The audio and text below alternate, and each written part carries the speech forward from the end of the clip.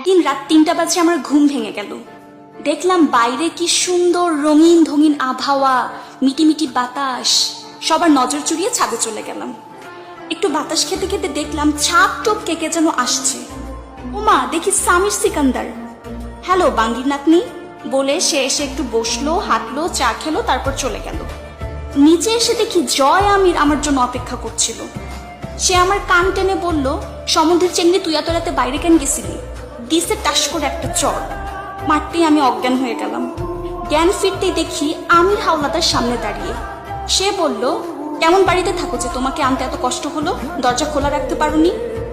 বলেই আমির হাওলাদার আমাকে চেয়ারের সাথে বেঁধে রেখে চলে গেল। পাতাল ঘরে আগমন হলো বাজির মতো দৃষ্টিধারী এক সুঠাম দেহি আর্মির, হাতে মোমবাতি। সে অর্ডার দিল, অয় জল্লা বাইর কর।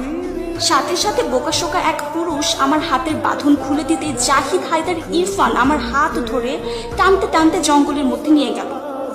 সকাল হলো, বলা চলে কট খেলাম, কান্নাকাটি শুরু করলাম।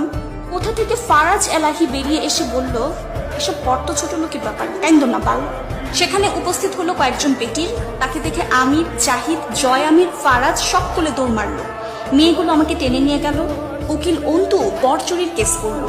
ম্যাজিস্ট্রেট মাহা আমাকে মৃত্যুদণ্ডে দণ্ডিত করলো। জল্লাদ পদ্মজা আর বকুল দুজন তলোয়ার আর বল্লম দিয়া খুন করলো। চিত্রা গায়ে আগুন ধরিয়ে দিল। প্রচন্ড গরম লাগলো। দাপাদাপি করে চোখ খুললাম, দেখি মা ফ্যান বন্ধ করে দিচ্ছে। অতিরিক্ত সুন্দর স্বপ্ন ভাঙার দায়ে মাকে পাতাল ঘরে পাঠাতে মন চাইল।